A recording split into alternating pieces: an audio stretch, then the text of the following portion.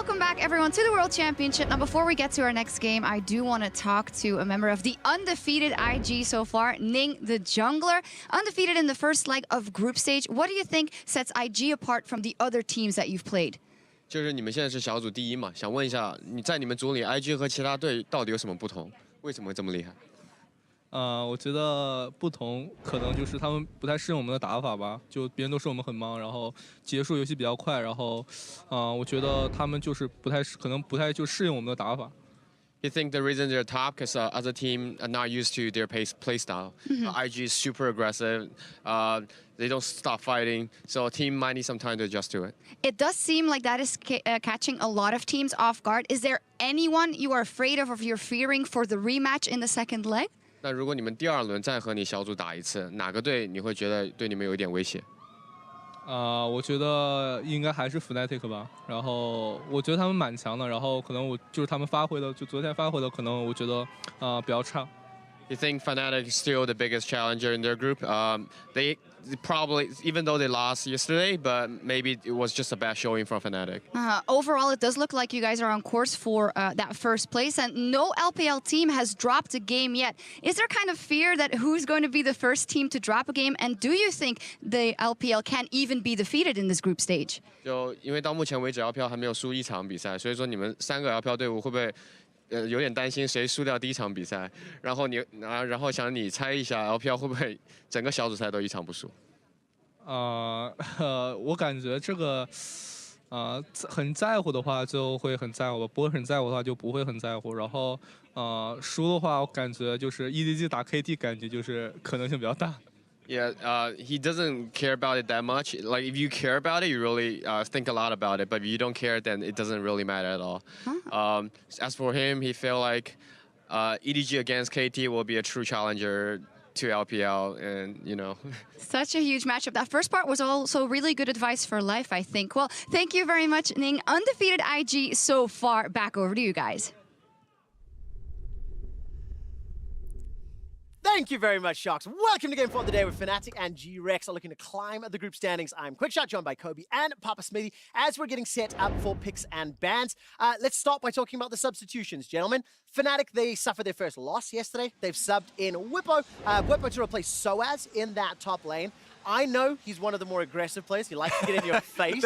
That is also the first thing that Deficio says when we start talking about the two Fnatic top laners. You know, yes, Whippo can also play tanks, but even on a tank, he would take more trades in lane. The forward percentage, though, is my big takeaway here. 43.9% forward percentage tells me he's going to push up in the lane more than Soaz does. And when you look at the flip side, the fact that Empty is starting on the side of GRX, that does mean there might be more opportunities to find an actual snowball in the top lane. And this is something a Fnatic has done in the past before. They have given both of their respective top laners games on the main stage, but it's not the only substitution. If we turn our attention to GRX, Empty's coming in as well. And this is something that we were talking quite a lot about, discussing whether or not Bebe or Empty should have been starting. And Papa Smithy, as we look towards GRX, you know, is there a big difference in their play styles, or what is it that you're anticipating for GRX?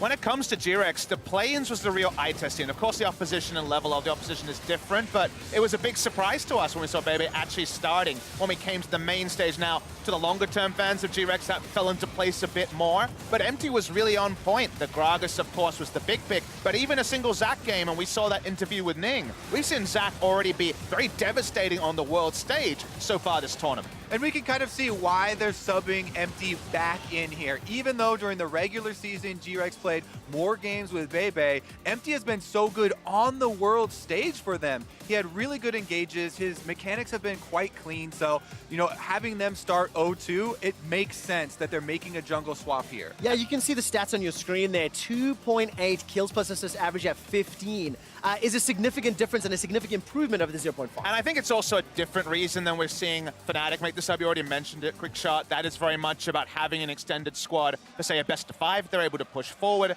This is GRX trying to address some of the issues that have put them in this 0-2 hole. And I also think there's a playstyle difference when you look at the Fnatic squad. Obviously, I'm a lot more familiar with that substitution. We're just about ready for picks and bans. I know that Whippo can play those mage-type, champions in the top lane. I would love to see him bust out one of the Bruisers or the Camille's, but I think it's probably going to land in a tank. It's cool that you just mentioned the Camille again, because to me that has been so cool that G2 has successfully used it as a split pusher, and specifically into Sion multiple times, whereas PK on GRX's side has 2 Sion games back-to-back here on the world stage, so that might actually be more of a prophetic statement than you meant it to be, Quickshot. And even though GRX has already swung one axe when it comes to jungle position, I want to see them actually change their pick ban strategy, because you look down Fnatic's champions they've played on the main stage so far. 2 games of Sion, 2 games of Olaf, Xayah Rakan, both games for the bot lane. The only unique champion so far has been in the mid lane, with Caps playing 2 different picks. There could be some wholesale change, and we already see an Aurelia ban. I would like to see some wholesale change in Hylissang's decision making, because if he gets Rakan again, harder to address in one day. Not want to see the same things from yesterday. Nevertheless, we're into draft, gentlemen. GRX on the blue side, they've taken away Irelia, they've taken away Akali, and the response, Urgot, Aatrox, and Rakan. And this is becoming more and more of the thing we're seeing, is either teams trading their preferred pick, ban of Urgot on blue side, expecting an Aatrox ban, or the red side team being stuck with maybe the new Triumvirate, maybe Alistair, Aatrox, and Urgot will be the required bans with where the meta is right now, because this does open up the tanks, especially on the top side. And I do like that Fnatic, yeah, as you're saying, when you ban out both the Urgot and the Aatrox, allows more options and more creative use in the top lane, which they've made the substitution specifically for. But if we rewind to one of our pre-pick and ban discussions, this is something you might expect with Soaz. This is indicative that Whippo will be following his shoes and playing tanks, because for Soaz, opting out of a skill matchup makes sense. For Whippo, if you're looking at his solo queue especially, we know he can play the carries, but can Fnatic play around his carry play? A little bit more up in the air on the world stage. Updating with the current picks here, Stitch has been my favorite player on GRX. He has been an outstanding carry for this team. Very good stats, playing offensively as well. He always is looking for as much uptime on an AD carry as possible. Them locking in an early Kai'Sa, I do like, even though we've seen so many teams hesitant, to go with this, with Xayah rising in priority and Varus being a very good answer for lane. But the eye test here in bot lane will be so interesting, because if you think of the 2 games so far, the shift in bot lane was the biggest difference. We saw Rekkles and Hillsong build up a big CS advantage over Rakara and Aframu against 100 Thieves. Then Jackie Love had a great game the following game with nothing changing. Xayah and Rakan, both games from Fnatic. Let's see if they actually choose to attack bot lane, as it's very early Braum priority, mostly to allow the Ornn to do his thing in teamfight. And that's almost certainly going to be Whippo doing as many Ornn horns as is possible. Yeah. Fisher specifically made us say that if Whippo is playing that Ornn, every time the ultimate's available, he'll throw it down. I feel like we're seeing Braum and Thresh a little more today than we have in the previous days of the world's group stage here. And of course, for Fnatic, which direction to go with the ADC? Xayah is still open and available. I'm not sure if you want it into the Kai'Sa Thresh, and GRX will secure that Shen. I mean, Kai'Sa also opens up a lot of pocket picks that people around the world will play. Uzi's Vayne is always a possibility into this matchup. The Tristana is, of course, as reckless as Spirit Animal, and is very playable into the Kai'Sa. You've got a lot of options here. Where will they go? Will this also be the Sivir, another reckless pick that we've seen once already at Worlds? Yeah, and we also have seen Uzi actually use a very similar strategy to Reckless, getting early attack speed, shoving the lane very quickly, trying to push in, and this is Fnatic already setting up a very good 5-on-5, team composition here. Whippo with the Ornn, as you said, very easy engage, and since there's no Braum to block the ultimates coming through, Fnatic really have the go button advantage. A pile-in comp to be true, at least 3 picks into the pick and ban. Well, let's see how GRX decide to respond, because I have been fairly impressed with GRX's opening stage games. If you think back to the 2 previous performances, they have not been rolled over and absolutely obliterated for the first 15 to 20 to 25 minutes. And I think if Fnatic are hoping for a similar trend, then this composition of, team fighting and scaling with the Ornn, with the Braum, with the Sivir can work into their favor. Mid lane bans taken off the table with Syndra and LeBlanc, and there is the Skarner denied from MT. And it's pretty clear on the GRX side, we haven't even really talked about, it's top lane Shen into Ornn. It's very much going to be a Stitch-focused composition, and this is something that he excelled on back in his Samsung Galaxy days a few years ago, probably watching on the Gen G results of this tournament with interest. very much going to be a bot lane where Kai'Sa and Thresh go pretty even, all things considered, against a Sivir and Braum. And Stitch in teamfights has turned it on more often than not at this tournament. Yeah, I really do approve of this strategy from GRX. Probably their best chance at upsetting Fnatic here. We've already seen Stitch using the killer instinct very early and offensively. Now he'll have some extra support when he does go in, get to bring some teammates with him, and, you know, maybe have the lantern for a way out if he goes in, gets the kill, and needs a reset. Of course, going to be jumping into phase 2 in just a moment. Those last two bans were the Galio and the Skarner. And I can see that the players have just dropped out the lobby, so we'll give you guys an update in a moment or two. Yeah, it was just that the Galio ban, I believe, was supposed to be an Olaf ban. So they're resetting that and going to get the correct ban in. So a bit more time, a bit more table setting then before we can get into this one. But already, Fnatic answering one thing we threw out, saying, let's see some new stuff already. Sivir, good sign that new stuff is a-rolling. Well, let's talk about the jungle champion pool then, because Skarner taken off, Olaf taken out as well. You know, what direction do these guys want to go? Is, you know, Sejuani, you think? Do you go Nocturne? Do you go Camille? Like, what direction do you think, Kobe? Yeah, Sejuani's really fallen off since... Not a thing. Definitely not a thing. Since the last nerfs.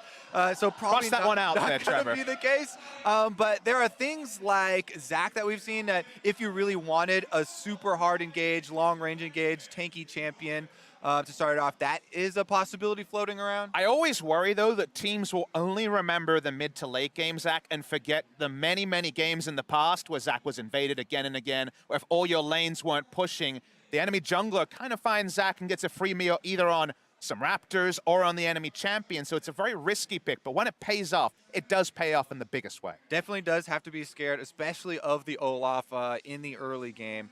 And we'll see if we get back into Champ Select with a similar setup. Well, I can see the picks and bans. It is running through the draft. Just as a quick update, if you're joining us, there was a incorrect champion ban. It was Galio instead of Olaf during phase 2. But just looking at the player faces and reactions, pretty stern, serious looks on the side of GRX. They are 0-2 in this group. And Fnatic with Dylan Falco standing behind them.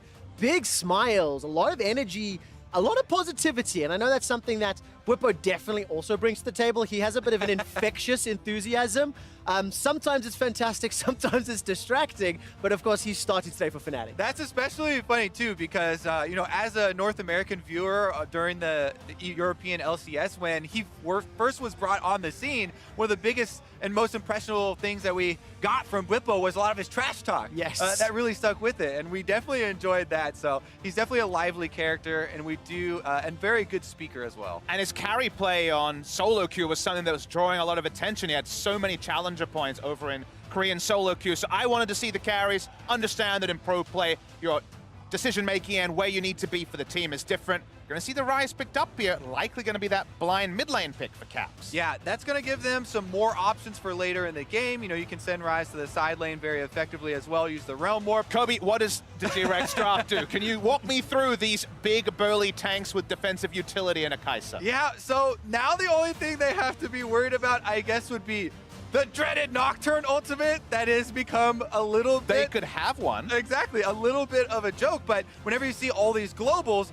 that is actually one of the things that has come up as a decent counter. You know, when Nocturne ultimate is on, neither Shen nor Galio, unless they are standing close enough to one of their teammates to actually have their own vision of them, can use those ults. And while we're chuckling about it, the enemy team, if they pick in Nocturne, actually both the Galio and the Shen don't really have an ultimate button if they haven't pressed it already. So there is actually a huge amount of value there. Wait and see if Fnatic will index into a Nocturne. It is a possibility. It is open.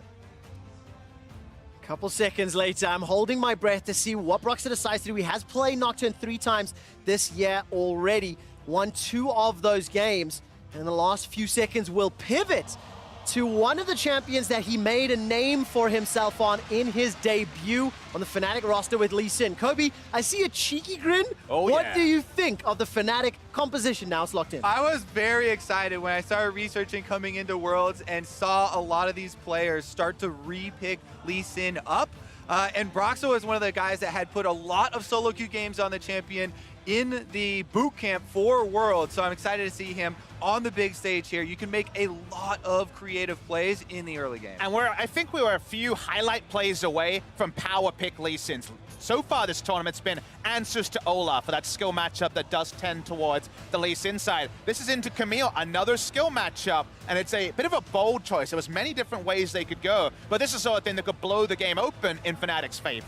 One of the big strengths of Lee Sin is, of course, the mobility of this champion, and mobility very good against Camille jungle. If you're facing it, everyone always talks about how scary it is to have the hook shot come out of Fog of War and have a lot of burst damage. Lee Sin is one of the champions that does have so much mobility. He can actually work around it. So this early game matchup with Broxah as well as Empty is going to be so exciting, considering they're just subbing this guy right back. And I'm so interested to see which keystone we get out of the Lee Sin. If you look over to Carso, one of those aficionados of the Lee Sin, it was the Dark Harvest. And if it's going to be a bloody game, and Fnatic has had quite a few of those with kills coming thick and fast on both sides, you pick up those souls, and that burst damage from the Lee Sin gets to critical levels. We're about to load into the Rift and find out the answer, Papa Smithy. GRX and Fnatic starting off their game. This is the last for Group D, when all 4 teams from Group D will then complete their second round robin next Wednesday.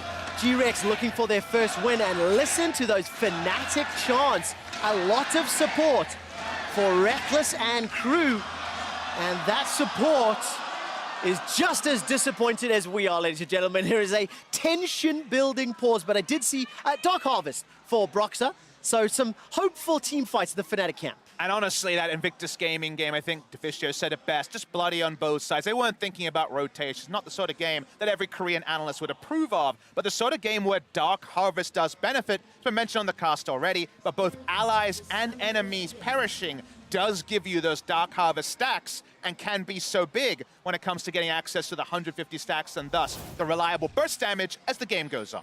We do have to mention with Dark Harvest, every time it comes up, you know, a lot of people just remember the big damage for late game. In the early game, it is more difficult to use because you only have 20 seconds after picking up one of those Dark Harvest souls to get the damage off on an empowered attack. Well, let's see if Broxah can make it work or not.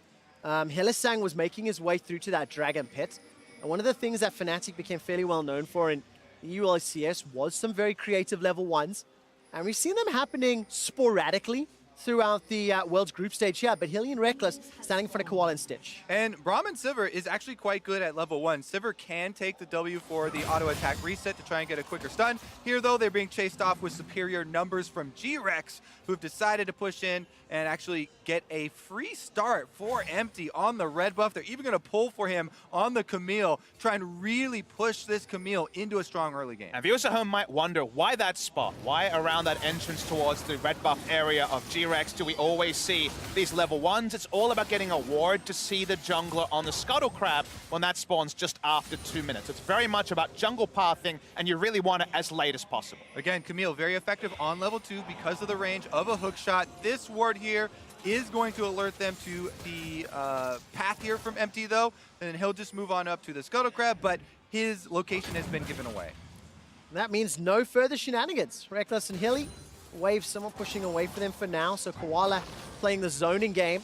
And Caps will be playing the Rise, that third unique champion in 3 games. Papa Smithy, we were talking about expectations for Fnatic. They've had the substitution, and now we see a slightly different flavor draft. And now we need to judge them on execution, how well they can get through this laning phase and build up what is going to be a fantastic team fight later in the game. And the thing about GRX is, while they'll be able to help out in skirmishes later, pre-6 they don't have the sort of ultimates that guarantee Hextop Ultimatum into the hero's entrance and Shen joining them. They have to be very careful around cooldowns. GRX with ults up, extremely powerful and super hard to outplay. If you bait out the ultimate, we're talking 2-3 minute cooldowns on some of these big game-changing ultimates. That's where Fnatic will really want to play. Yeah, a lot of classic combinations here on the field that we will see later, but as of right now, if we check back in on the early game, Broxah, because Lee Sin, he went straight from his red up to Krug's first before getting Scuttle, and Empty went for the possible gank on bottom side. Broxah is a full camp ahead right now with a lot more CS on this Lee Sin, has been able to rush through, so we'll see if he just cleans out the bottom side of his camp as well. Seems like a bit of a full clear style, just to get access to that ultimate. That's when the playmaking really kicks up for the Lee Sin. Started off different, I feel like Lee Sin, when we think of it, back in the Insect days, getting the kills pre-6, but the farm up to 6 became more and more common over time. And those are the small costs of just looking for possible ganks, right? Having your path go from red bottom into the Scuttle Crab takes a little bit of time and is going to sacrifice a little bit of experience, but it does position Empty very well for a possible dive onto Bwipo. All right, let's take a look. Level 3 for Bwipo. He's got Flash available to him, and he needs to do this perfectly. The Spirit's Refuge comes down. That's a two-man knocker. The Bellow's Breath is doing well. PK is down to 50 HP. He flashes away from Bwipo. Empties the first target. He flashes the wall. Caps comes chasing. First blood to Fnatic. PK's running for his life. Can he get the execute? That's the question. Gonna try and run away here. There's no one collapsing at the moment, so the Shen should get away. The double knock-up was so big from Bwipo, but it was the execution from GRX. They stacked the CC. They're both in range of the same knock-up, and then from there, Caps was able to feast. Yeah, let's take another look at it, because on your screen minimap, teleport just used in the mid lane by Galio. So we know that there is a teleport discrepancy right now, and this is Caps gonna start immediately channeling. As soon as they go in and they commit to it, that is the trigger for Bwipo. Get the double knock-up, teleport starts coming through, Caps arrives, and they're able to pick up the first blood. The stacking of the CC was so big. If I was Shen, I would have walked past the turret and then taunted back towards the minion line as Bwipo reacts to that one, being fired up about it. Koala walking up here. Well, let's find out if they can get the hook. That lands onto the shield. Hylissang gets pulled forward, and May loses life. He flashes away to stay alive. Here comes Bwipo. Candy's going to be the target of the duo as Broxah joins the fight.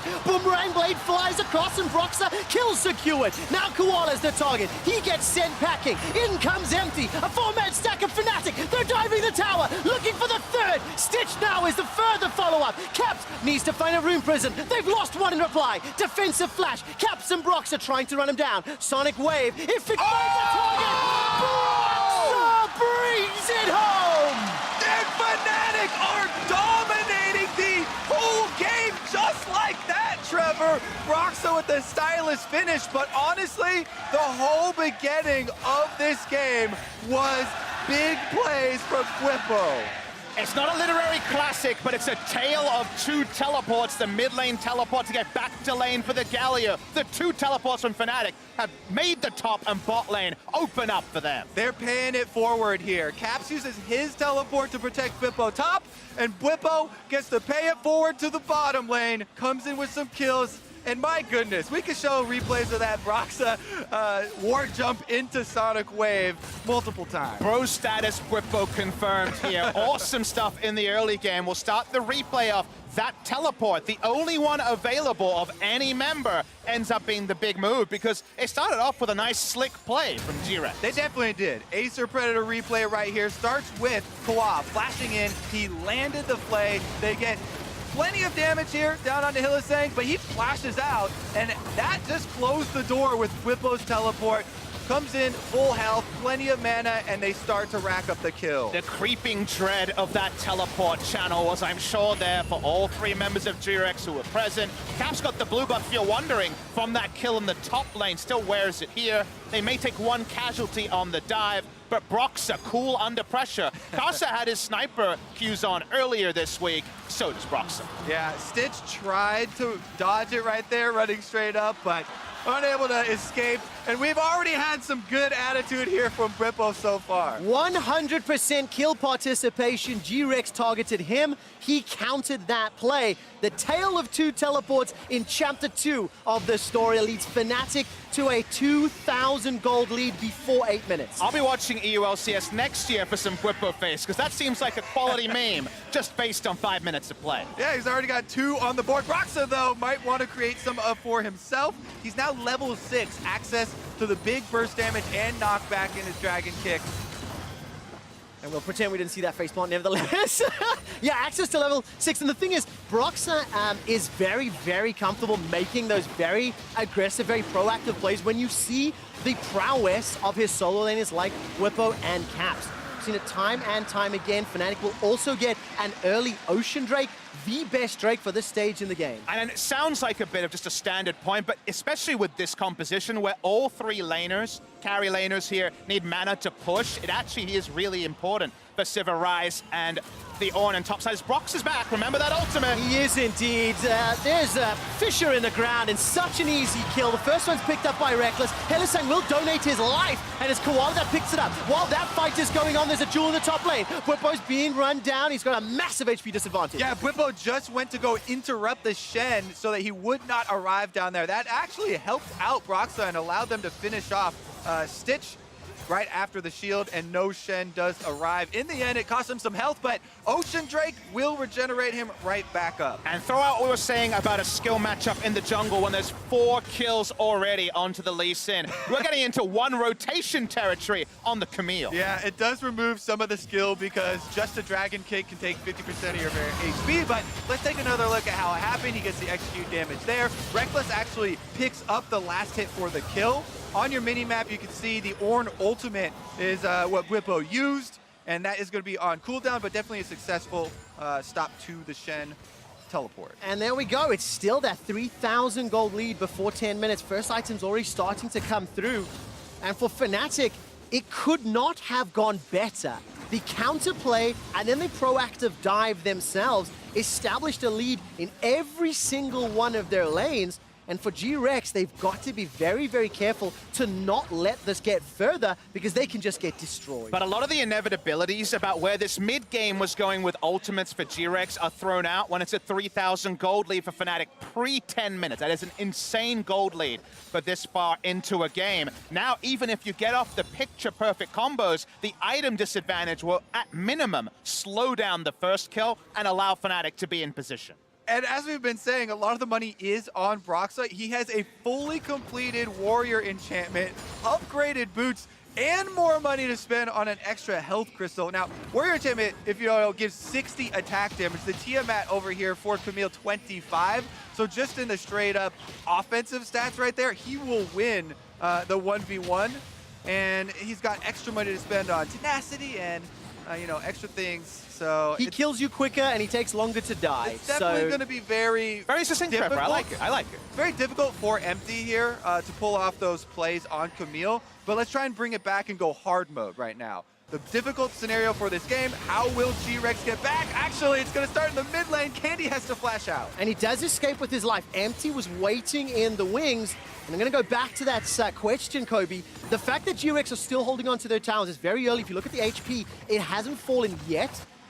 The longer they can delay those tier 1s going down, the less impactful this gold lead will feel like. And remember what we were talking about earlier, they do have very strong synergies in their ultimates. If you can bring together the AoE of the Galio ultimate on top of Camille and allow Kai'Sa to get in there and pick off the low target during the knockup, that is where you want to try and make your big plays. However, they're facing a Fnatic that have a very big early lead. And usually a Lee Sin with 4 kills might not be ideal kill distribution, but in a game like this, wherever Broxa goes, doesn't matter what wards he's walking over. He's so powerful as an individual that he both represents a dive on the side of the jungle he's on and also can 1v1. He's here threading that dive. They want this turret. Papa Smithy, you say the word dive, and Fnatic, they want to make it happen. The Sonic Wave didn't find the target, though. Enough pressure and a numbers advantage to get tower first blood and unlock some more freedom on the map. Yeah, wherever Broxa goes, you know, GRX cannot afford to fight around that area of the map. They would have to use some of these, you know, global and semi-global ultimates to try and make a trade somewhere else. It's very hard for them to find a foothold at the moment. And the more open the map is in terms of map length with turrets down, the less likely you're going to get a wombo combo off because there's so much more space for Fnatic to play around, to chase, to play and make, and that means that once again, the chance of everyone piling in with the Galio and Shen becomes lower. All right, now a little bit easier mode is what is the next step for Fnatic? They took the bottom turret so they can swap Reckless up to the top side. He is on Sivir, plenty of attack speed. He's already finished the Stormrazor in addition to his Berserker Greaves, so he can just head up here with Bwipo, push in on the top side, and continue the momentum. All right, Koala manages to get a very good flay and forced a flash as well. Broxa didn't fancy further chase, but summon a spell, Liss Thresh, and all that burst damage makes him a juicy target. There is Reckless starting to chip away at this top outer turret, and every time I look at the minimap, I'm trying to see where the grouping is. GRX trying to respond. A potential dive, but Fnatic aren't sending out. What I want to see from Fnatic is the threat into turrets rather than actually making risky plays. They're so far ahead, it's more about the threat, but here's the bar. All right, Broxah gets the Dragon's Rage. Koala's the target, he gets knocked up by the Ornn Horn. Here comes Reckless. His ultimate's already used, and Empty's killed Hilly. Fnatic are somewhat split. It's a fight on multiple fronts. Candy gets a good taunt. Caps is running for his life. Flash may be needed, not just yet. Now Bwipo, he's gonna flash the wall. Fnatic, that was terrible. GRX are running circles around Fnatic. Bwipo gets chunked up by the Winds of War, running backwards. Fnatic may consider a turn, decide against it in the end. Only Hilly goes down. The gold lead spares their blushes a little bit, but Fnatic is biting off more than they can chew. They could have gone for a much more measured play where Broxah just comes through the triangle brush, throws out a Q, and threatens a dive. Instead, they hit a Q, the Lee Syndrome starts, and unfortunately kills go the way of GRX. You have to be careful about giving over too much money to this GRX composition. Again, remember the big ultimates they have? If you're in a condensed area like the jungle here, it is easier to use the big ultimate. Here comes Galio. They completely collapse on Hylissang. They also use the Kai'Sa ultimate and pick up a kill for Empty here. On the other side, Caps, after the taunt is used, he knows there's no more crowd control to stop his Rise ult, so he gets out with Realm Warp. One might say a little too hyphy. Yep. Bringing up in a whole term. Fnatic need to just slow this down a little and once again go back. Make sure they hold on to this 3.5, 4,000 gold lead. You can see the top outer turret is down to 50% already.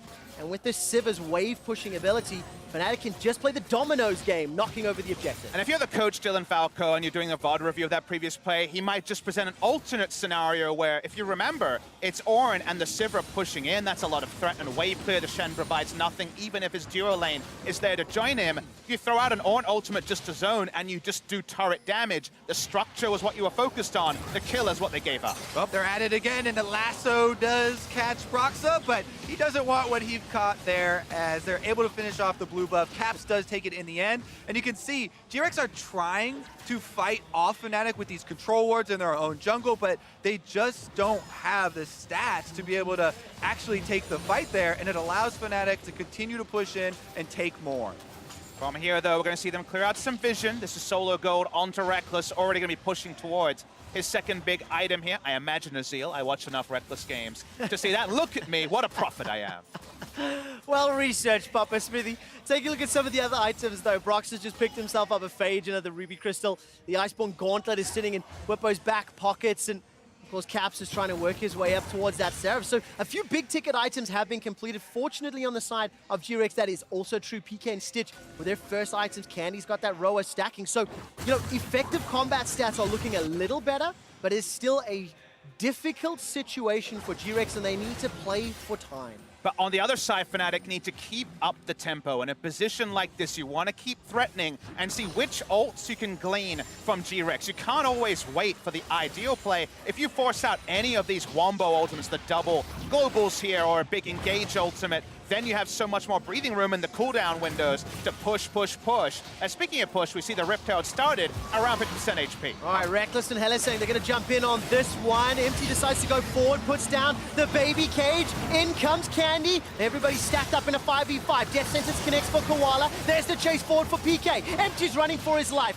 GRX realize they can't win this fight. They back away. Fnatic get the prize. And after that, Fnatic are going to have a very big window where they don't have to worry about those big AoE ultimates. Galio, Camille, and Shen all used here, and the Thresh box to try and disengage. With the rewards of the Rift Herald, Fnatic trying to knock down the mid turret here. Wave clear so limited on the side of GRX, just the Q coming through from Galio mostly. There is the Rift Herald, they needed to tank it up, and Reckless should be able to get the turret right now. Oh, every single time Koala throws out that Death Sentence, I'm holding my breath. He's trying to lasso a Fnatic member in, but Fnatic will secure the third outer tower, extend the gold lead to 5,000, and also pick up a second Ocean Drake on the way out. This is a gigantic lead with the team composition that can utilize it to knock down inner turret. And my impression is that the Fnatic playstyle and draft here is very much trying to play new meta. No longer are we in the meta where you put down all the wards and you try to just control the map. Now having people like a 4-kill Broxah allows you to exert pressure. That means that if GRX go to the river, that's kind of new territory for them. They're not really strong enough to peek their heads forward, and Fnatic actually control about 65% of this map. And the ideal scenario, the setup here for Fnatic, is to put your marksman in the mid lane, Sivir, very, very good wave clear, so Reckless can just go there, throw out the boomerangs, instantly clear that wave, and you have your Ryze on top side, your Ornn on the bottom side with teleports about to come up, get your 1-3-1 in order first, and you start to take away a lot of the territory that GRX feels safe in. As you slowly close in these wards and move up your own, then they have a lot harder time transitioning between these objectives. The trickiest thing actually is the lane assignment for the top lane against the Ryze, because it's not a teleport Kai'Sa, who you could maybe have just hang back, queue a couple of waves, not going to get every minion wave, getting a lot of solo experience. Instead, the Kai'Sa can only stay for a while, back away. That will increase the time that Fnatic can invade for vision. Has to be shallow. You can see where the red wards are around the Baron area, but Baron hasn't spawned. This does usually have the flow-on effect of the game, calming down a little bit. The easiest objectives have been taken down, but once the Baron comes on, that's where you can start to be a bit more aggressive topside as Fnatic. Well, you won't have to wait long, Papa Smithy. Baron I'm not is very on patient the anymore. way. About 40 seconds here left on that one. And Fnatic, again, like you're talking about, nobody can really answer the Ryze 1v1. So GRX are trying to come up with, it looks like a little bit sneakier move here where they send more people, try and surprise him, and get a quick kill, which would be the way to try and get some momentum back in this game and open up some area to work with. And a quick kill is definitely on the menu from the item here from Ryze. Has the Spellbinder. Second, definitely a situational item on Ryze, but it's extra Nikes for someone who's already quick. Speaking of those Nikes, Cap's going to wave clear for now, but it's all about, like you say, the one kill, then try to start baiting some of those globals, then it's pretty much plain sailing for Fnatic. Yeah, I mean, you mentioned the Spellbinder, but take a look. Rapid Fire Cannon picked up Black Cleaver for Broxah as well. So 2-item spikes sitting on the side of Fnatic, and 1.5 as it were. Being for generous GRX. over there. You know, it's those windows of opportunity. It's those windows where you actually have statistical advantages from your gold lead. And that's where Fnatic find themselves in. And they're already pushing that vision, Kobe, you talked about, into that left-hand quadrant around the Baron. Right. So GRX are going to have one good shot at trying to answer here, where they have to commit with it and go all in, use all of these ultimates in succession to try and catch someone from Fnatic out.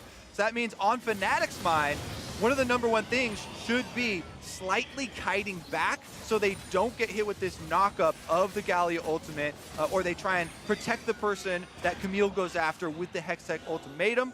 If they can just do that, then they can re-engage afterwards, and you'll see them take over. Sidewave control wasn't one of the strong points of Fnatic yesterday, or even in their first victory. The gold leads, though, showing about 1,500 on mid and bot lane. Pretty indicative of the game against 100 Thieves. Bippo walked topside looking for engage, but that's just a solo kill. Now you see him, now you don't! Broxah moves in with the Lee Sin and finishes off the enemy jungler. There is no smite here for a smite steal. They have overwhelming odds, and they started it up! All right, so PK's going to interrupt Whippo. There's a 4-man Fnatic onto Baron. Take a look at Candy coming in from the river. This is going to be a 4-on-3 for now. Baron's down to 4,000. Death Sentence doesn't find a target. Caps in the back of the pit. This will be a smite fight, but only for Fnatic. Secured by Broxah. Now GRX trying to do something on the reply. Koala takes down Hilly. Keep your eyes on Reckless and Cap. They take the round wall. They're going to follow Stitch. Broxah's looking for Koala, and there should be a wipe. Stitch gets obliterated with 2 spells.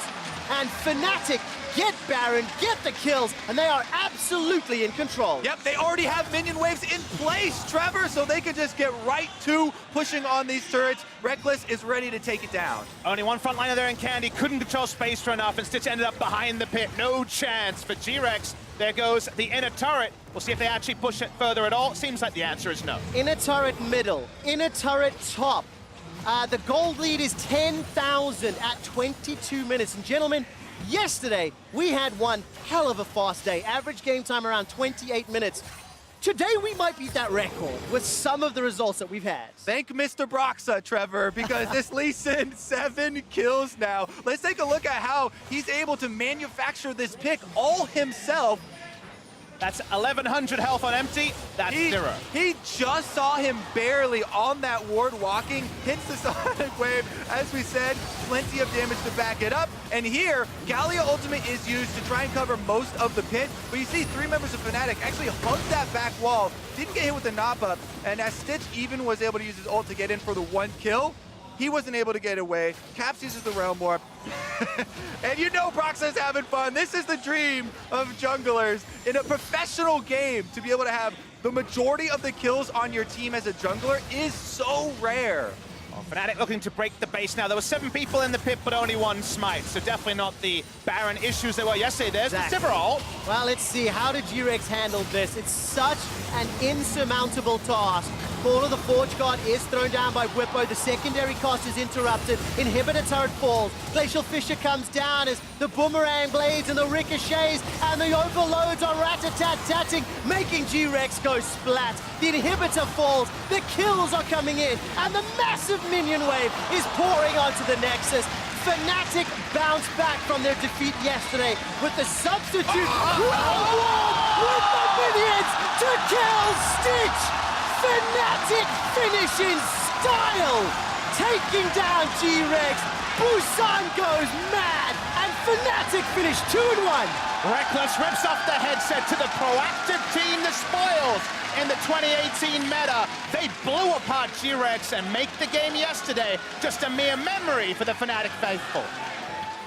Right before this game, we heard from Invictus Gaming jungler Ning that Fnatic is the scariest opponent that he thinks he will face in this group.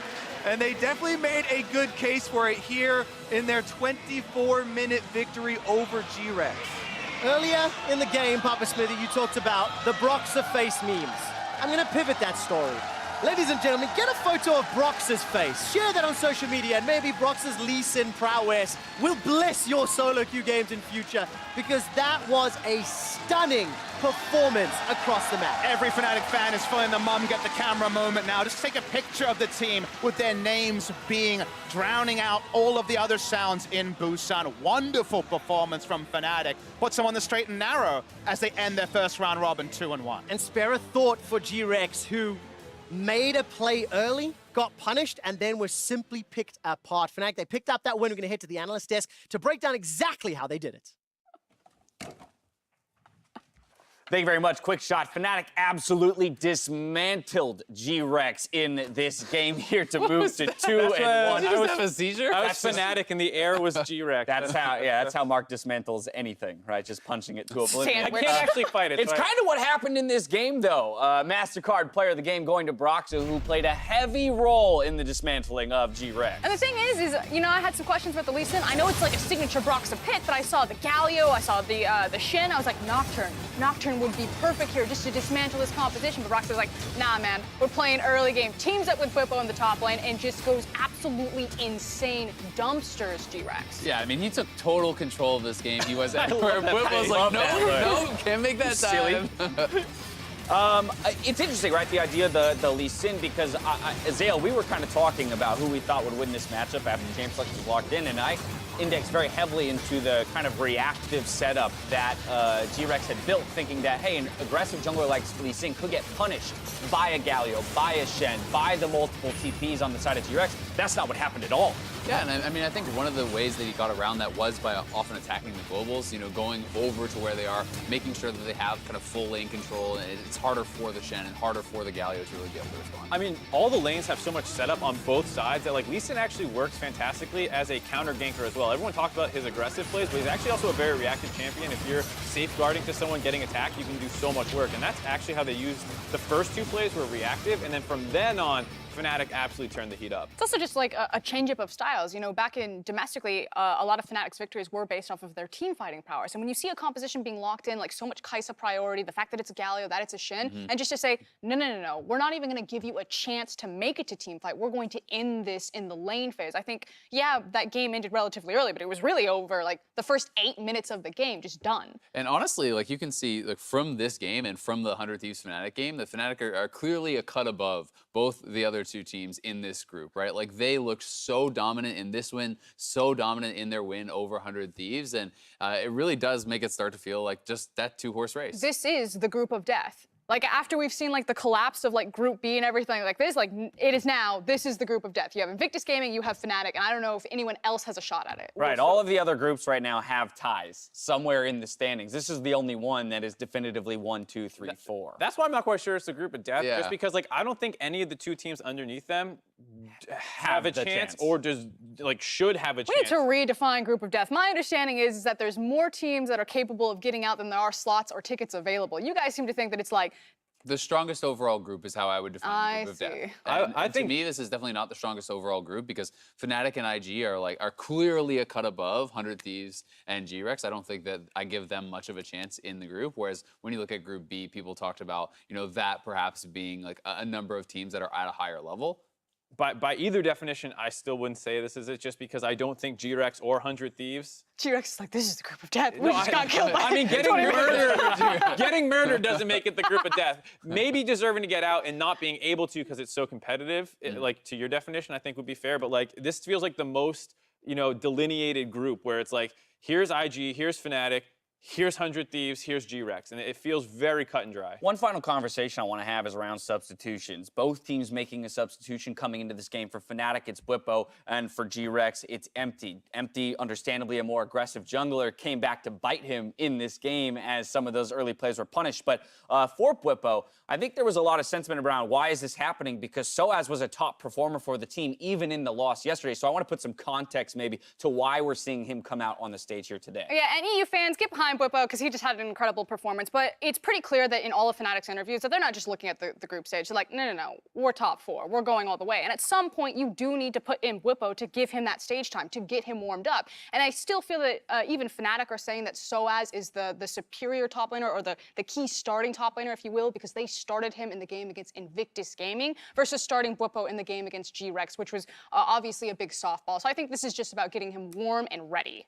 Oh, yeah, and from talking to Deficio and Vedius and some of the E guys, they really do see Bwipo as more of the guy who is going to play more aggressive in lane. Not necessarily that it has to be him on aggressive picks, but you can put him on a tank and he's going to look to fight. He's going to look to create pressure, and so as maybe the more consistent, more kind of stable laner, but Bwipo certainly can create pressure and can make action happen. If I'm an EU fan, I'm just looking at this like, great, we have 2 fantastic top laners on this team, and it's about what's going to work better in that individual performance, but both guys have looked fantastic thus far into the tournament. Substitutions as a whole is one thing that I want to get into, so remind me later in the day, perhaps to continue that discussion. For now, though, Shox is standing by for an interview with Bwipo himself.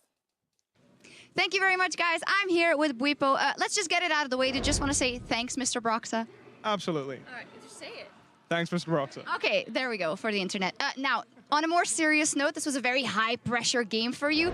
First World, Soaz had been having an awesome performance so far, and you get to play, and then you see 2 GRX players approaching your top lane. So talk me through that and just talk me through your first game at Worlds. So honestly, I don't feel like there was too much pressure on me. I think that most people are trying to compare me and Soaz, whereas, we're both trying to win, and we're both trying to do what we can to actually increase the odds of us winning. So I think that rather than putting us against each other, we should be added up together if possible. And the main reason I played today is not because he had, because of his performance, because it was absolutely amazing, right? He's been playing extraordinarily well for both games on stage and practice. It was more that we felt like this game was the most appropriate to put me in so that I could be ready for the later stages of the group stage, as well as best of 5 if we get there. That said, when they approached my turret, I was calling caps, maybe you can TP, can you back off, maybe look for TP, and then as soon as they went for it, I realized, wait, this is really bad, like it's really free, and then I started laughing a lot, so I feel kind of bad because it was really bad. I mean, you turned around the gang. It was like a freeze frame moment, but you did great. Now, I do want to talk about kind of maybe the challenges you guys are going to face going forward. I noticed in the playoffs in EULCS, sometimes there was a bit of over-eagerness with you and the team as well. So I'd like to know what you, as a top laner, are focusing on within this Fnatic lineup at Worlds. So the first 2 games we played here at Worlds, I actually learned a lot from, especially the second game, because I feel like once we had that glimpse of hope after winning the fight against IG, we kind of threw it all away on the Baron, right?